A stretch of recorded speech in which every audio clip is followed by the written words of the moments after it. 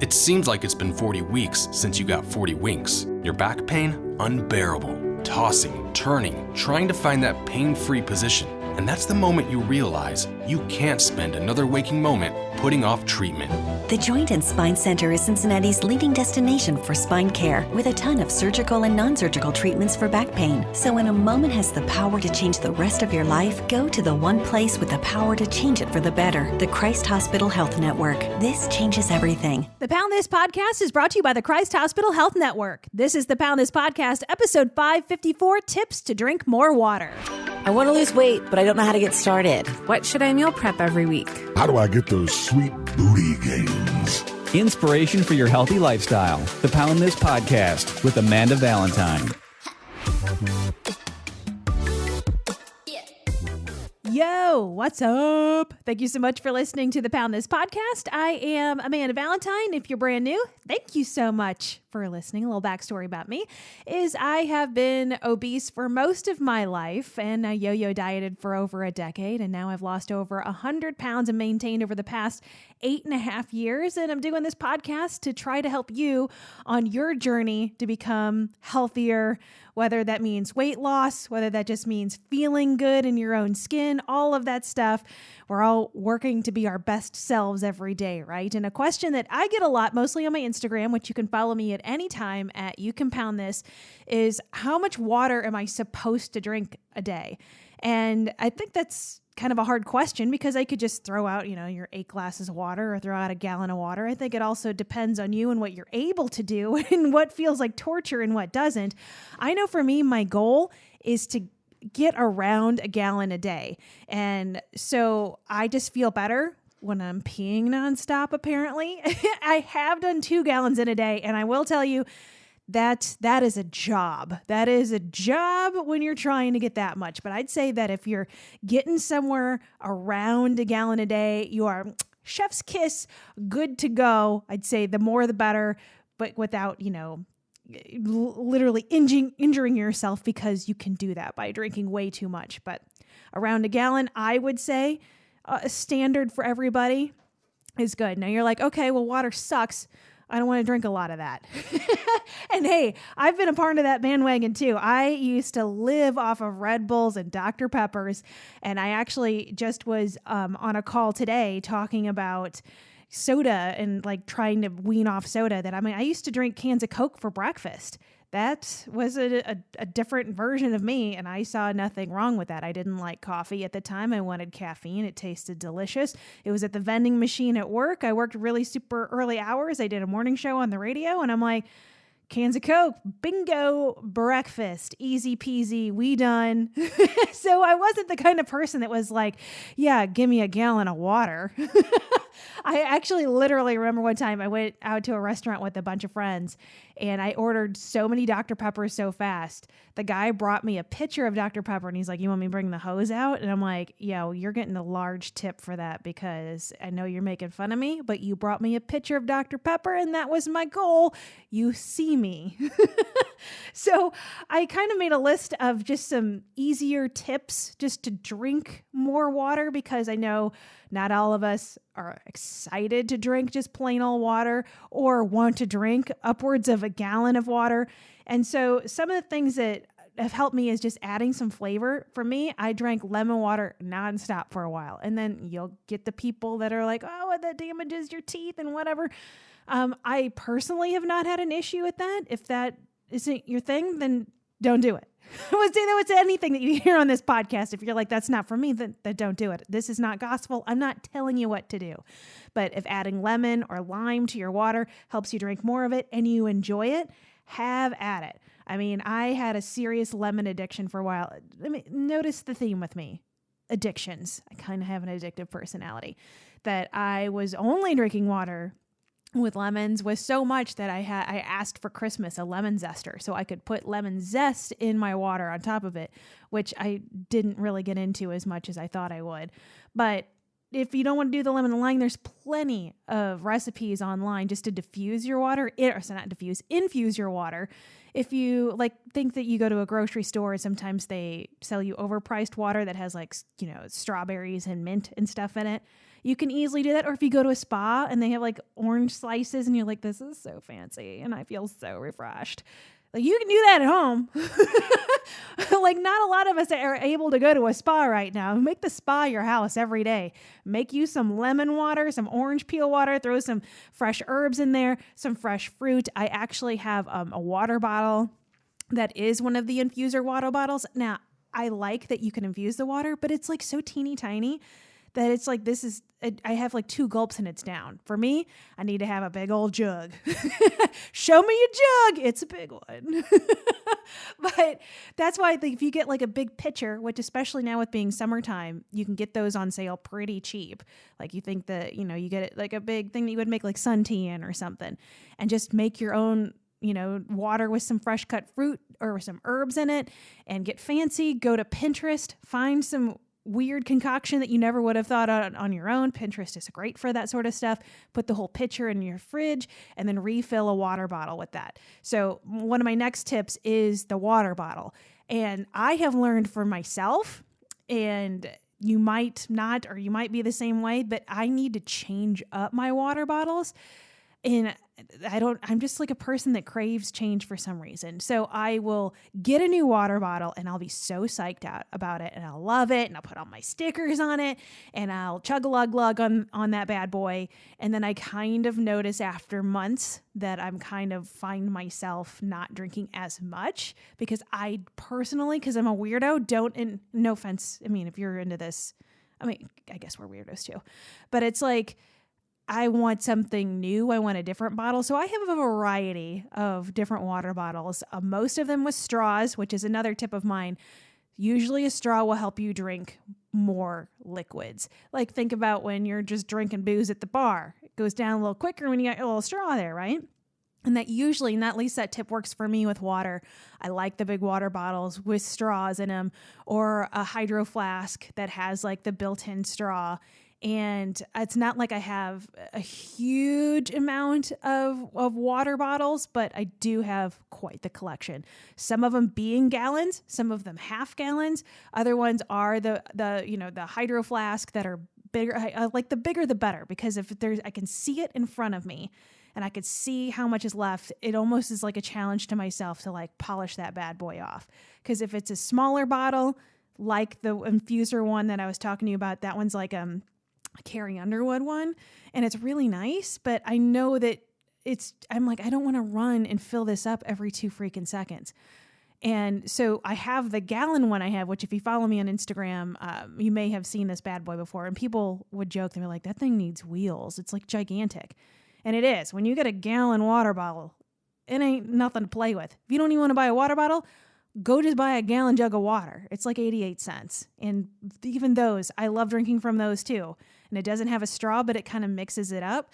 And I mean, they're ginormous, but you can literally see over the course of the day, like how much water you have left.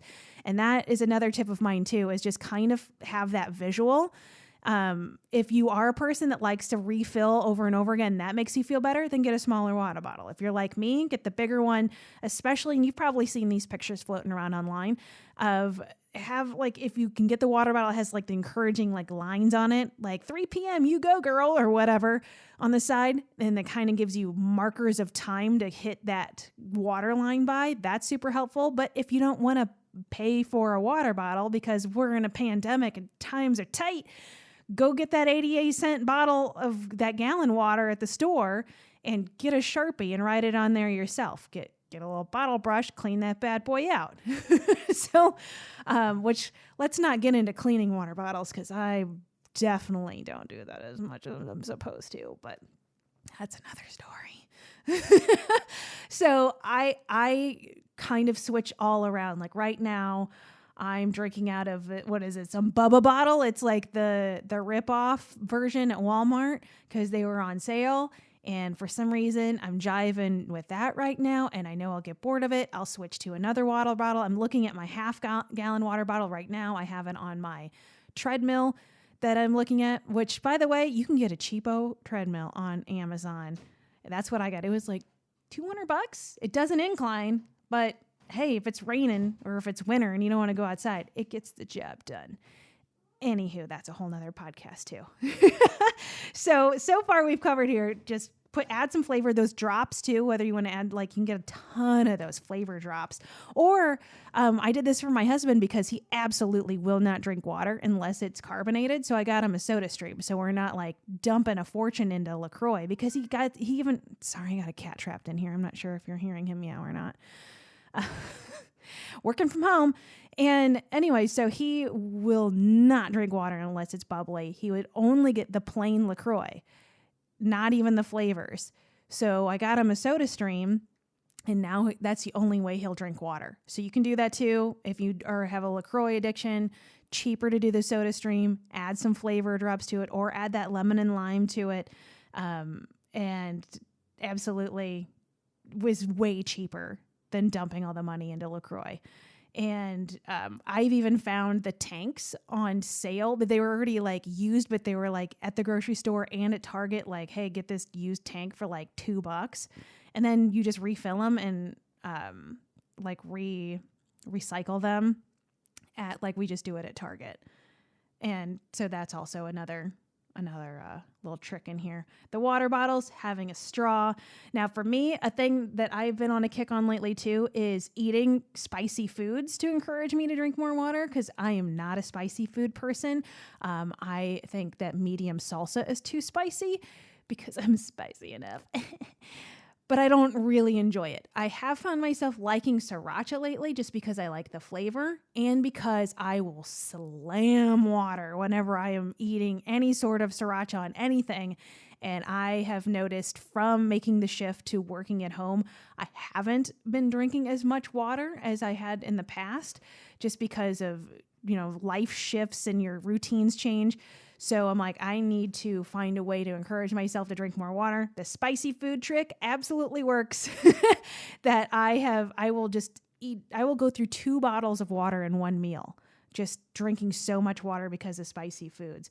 And speaking of, that's another good trick, is drinking a full glass of water before you eat a meal. Like if you are really trying to get some water goals in there and you're like, I just don't want to drink it before you eat, but like, okay, in order to get to what I want, which is to eat, I'm going to drink a full glass of water and just slam it. I mean, it doesn't have to be a full water bottle. Like just literally get, just a small little glass of water and fill it with water and just treat it like a shot. Like get her down and just kind of make that a habit before every time you eat that you have a glass of water. Or for me, a habit that I'm also working on is forcing myself to drink a full glass of water before I let myself have coffee in the morning. Of like, you can have coffee. Oh, I real want it. I want it real bad. I have a hardcore caffeine addiction that I should remedy, but they keep trying. It just doesn't work. So I'm just embracing it right now. But in order to get that coffee that I'm so addicted to, got to drink a full glass of water first. Then you can have a cup of coffee. You want a second cup of coffee? You're going to have to drink more water.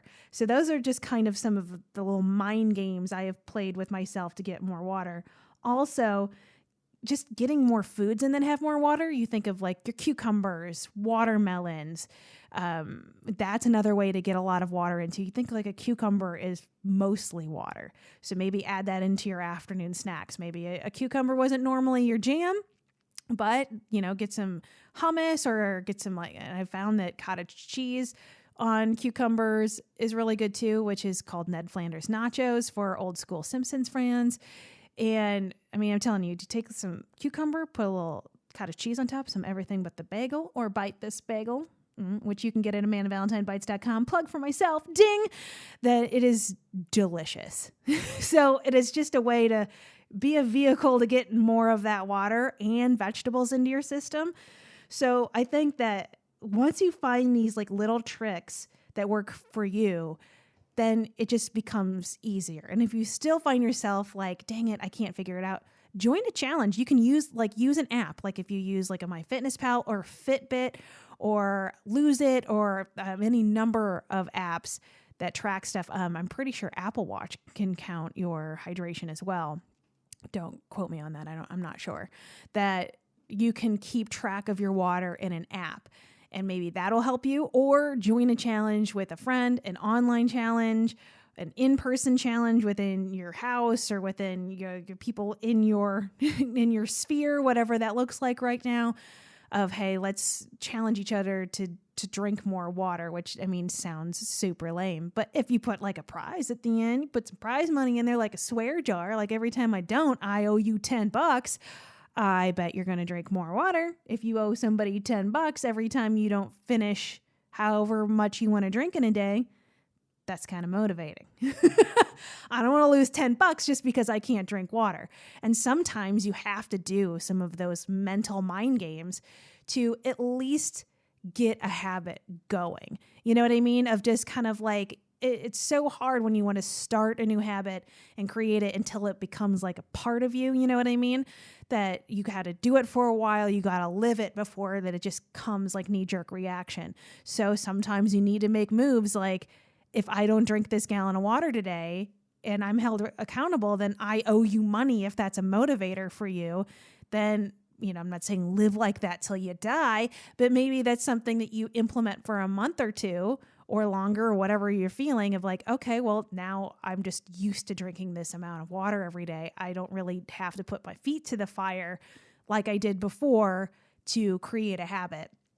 And I just read Atomic Habits by James Clear. That is a fantastic book. Highly recommend if you want to read it. Asked him to be on this podcast. Gotta know.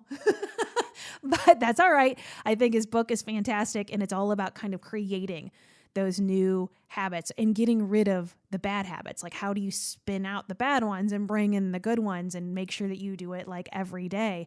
And that's just with anything, whether you're thinking health and fitness and wellness, or you're thinking becoming more organized. I know for me, from reading the book, I have just, every time I clean this damn house, I'm going to keep up on this more every day. Like, why do I have to wait till one day a week that I'm just like spending hours cleaning? Like, why do I wait till like the weekend to clean this place? Like, why can't I just get it mega clean and then keep up on it on like at least certain things? Like sweeping and mopping, right? And so I read this book, and it was like, gave me some tips on how to implement that, which, if let me know if you want to do. Even though this dude won't be on my podcast, I mean, I could talk about some of the things that I learned personally. Let me know. But I'm like, okay, so I want to Swiffer every day. And so now I leave a Swiffer with a Swiffer thingy in my bathroom. So the first thing I'm going to do, wake up, is pee. And so whenever I'm done doing all my stuff in the bathroom, the Swiffer is on my way out of the bathroom, so I grab it and Swiffer my way all downstairs, and then I Swiffer the living room, and I Swiffer the dining room, and I Swiffer the kitchen, and I take the little pad off, which is disgusting every single day. Every single day. I got 4 animals.